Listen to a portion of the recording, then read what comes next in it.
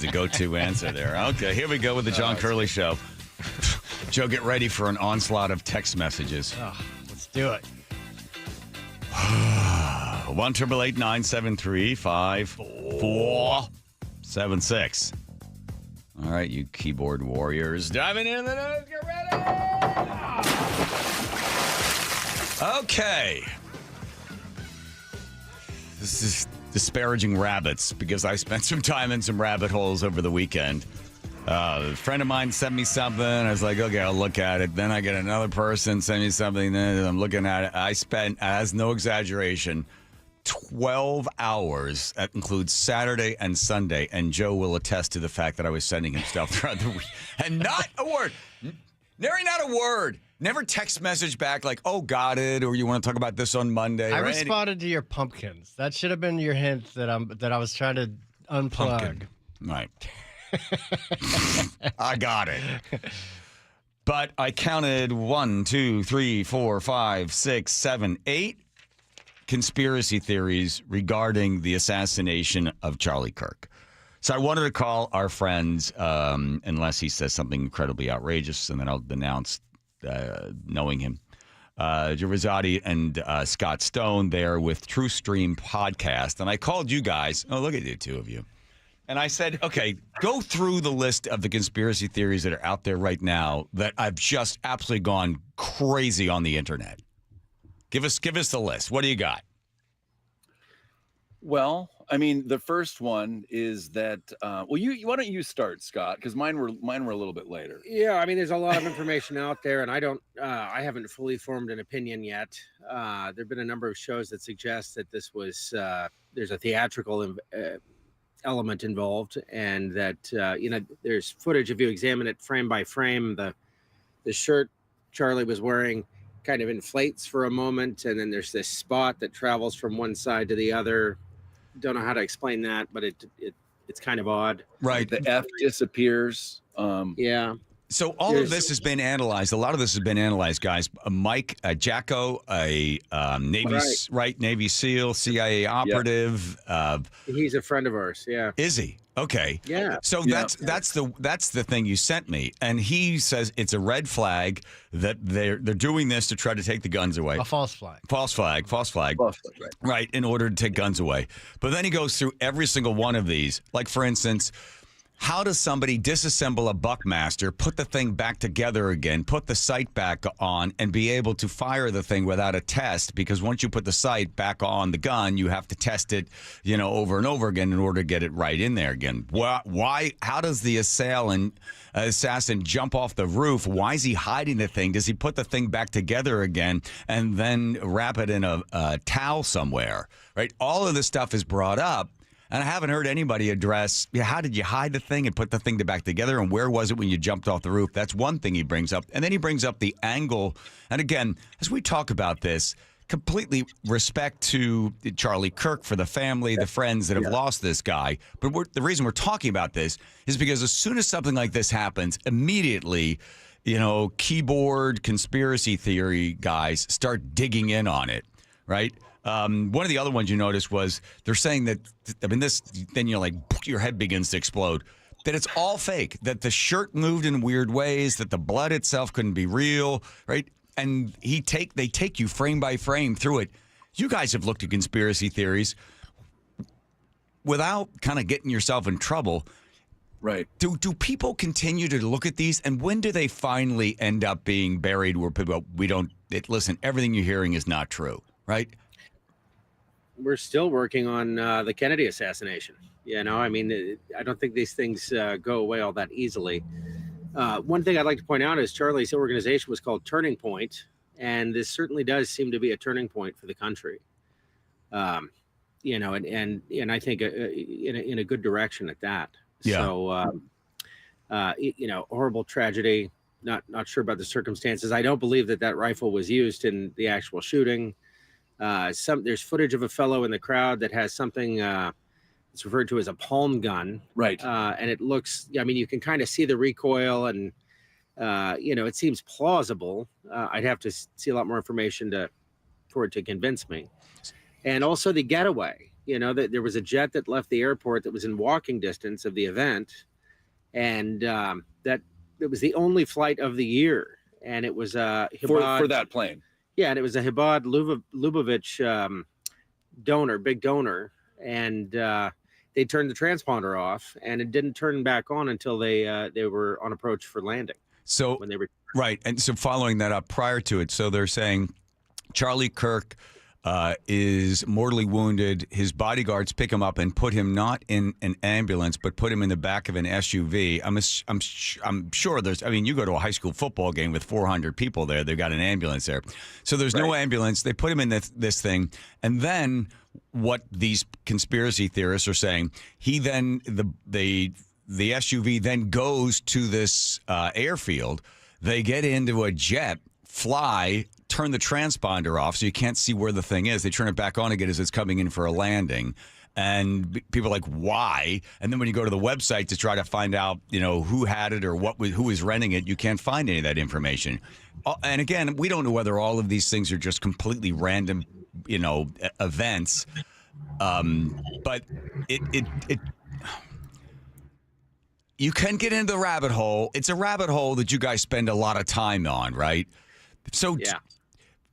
At what point do you go, well, this one goes to bed and something else comes along?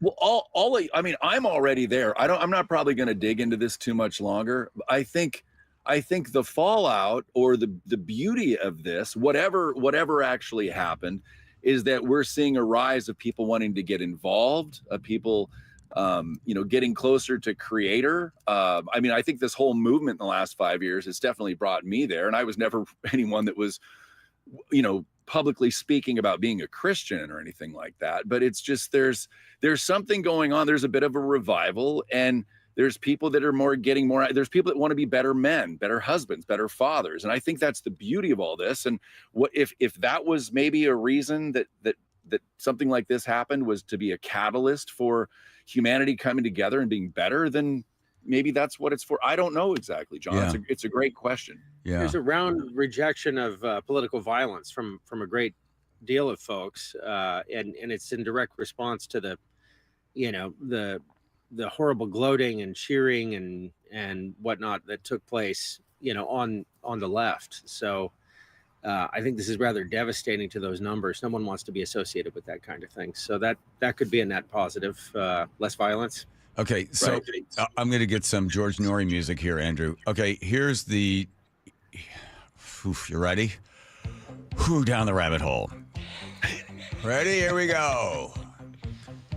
They came to Charlie Kirk and they said, Charlie, your movement could do even more if you were a martyr. We are going to fake your death. You will be removed from society so that people don't see you again. We will place you somewhere else living in the world.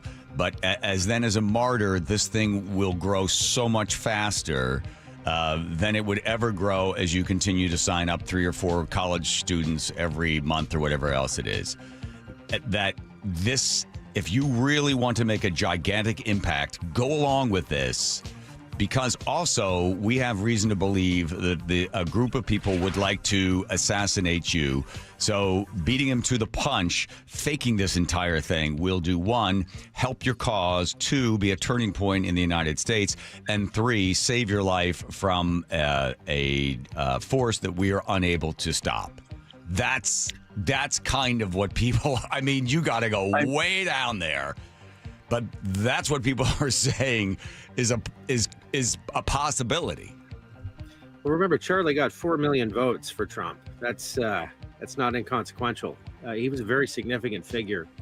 And, as far as possible motivations, there's a lot of, I was just showing Joe a list of, it was like 3 pages long, all the associations with the Israeli government in this situation. Of the shooter. Right.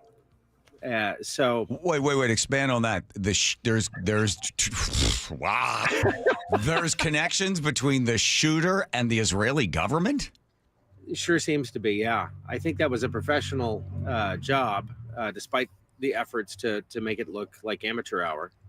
And a 30-06 striking someone's neck, generally would leave a massive exit wound. There would be a huge blood pattern behind him.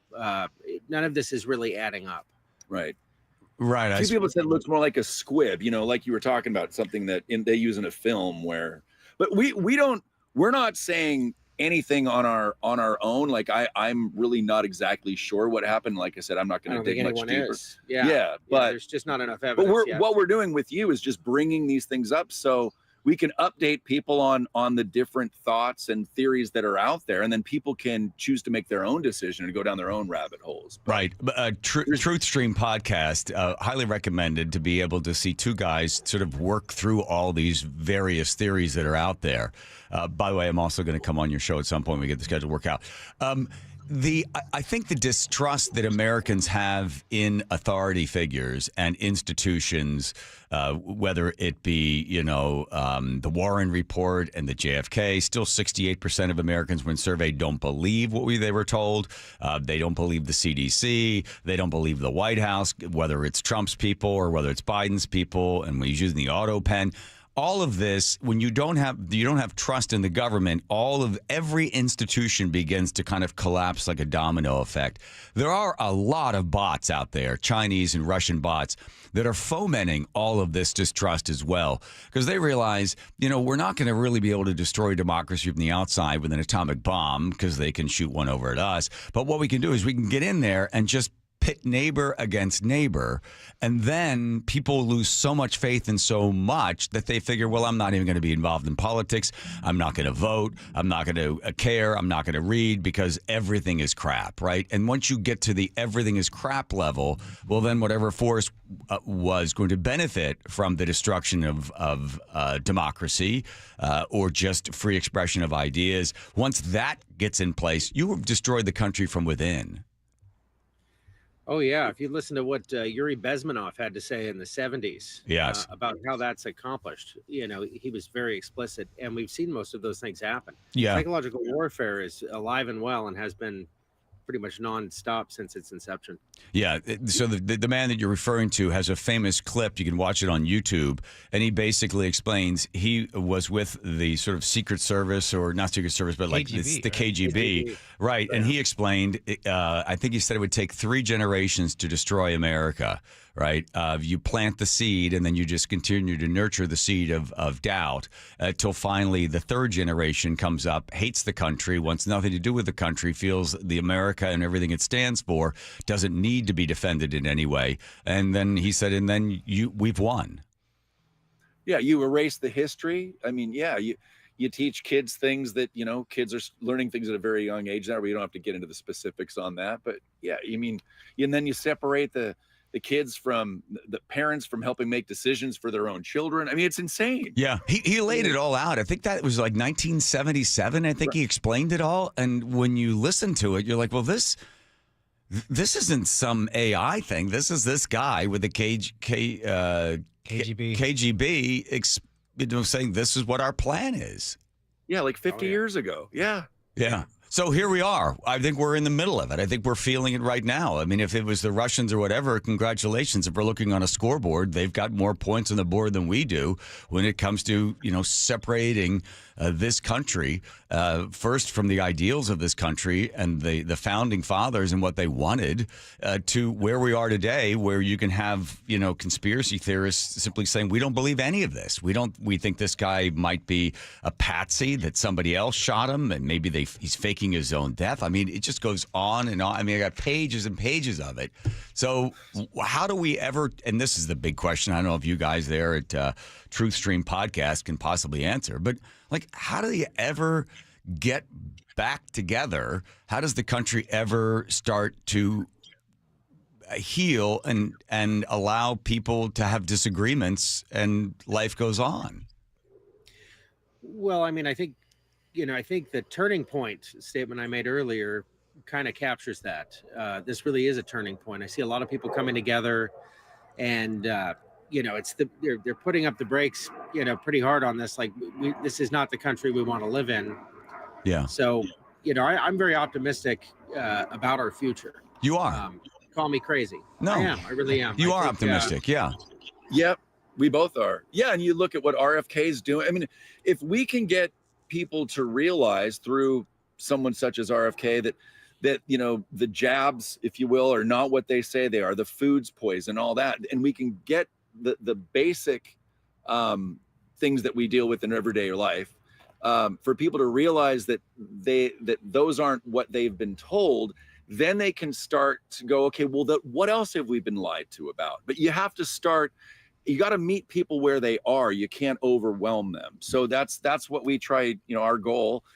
We get down some deep rabbit holes, and we're very guest centric on the show. But our goal is to, whether someone's watching our show for the first time or maybe watched us for many of our episodes, we look at different. There's many layers to look at things. Yeah. So everyone's welcome, and we're trying to figure it out together. But we don't claim to have all the answers. But I think hopefully that answers your question. It does. Thank you for that. So Michael Jacko, the Navy SEAL, right, and the CIA operative who did 8 years and all sorts of missions that he doesn't talk about, but he's on his website. So are you going to interview him? We've interviewed him a couple times. We haven't set anything up yet because we're actually heading to Ireland and Spain for a few weeks for an event. But when we get back, maybe we'll interview him about this. So. Yeah. So because he's the one that seems to be the guy that's really taking every single piece of this incident apart. Well, listen, travel safe when you get back. Let's stay in touch and see if you have some new information on it. But thanks for spending the time with us there with TruthStream podcast. Two guys in an old Airstream at an undisclosed location. Somewhere in we appreciate you having us. Somewhere in the high desert. Conversation. Thank you, kiddies. Get back to work, whatever it is you do for a living. I don't know. And we're on Linktree. Just type in TruthStream on Linktree, and you can find us. Oh, you are. But don't let the government know you're going there. All right. Thank you. Thanks, Joe. Thanks, Scott. Let's head over to Nate over there checking traffic for us. Nate. Thanks, John.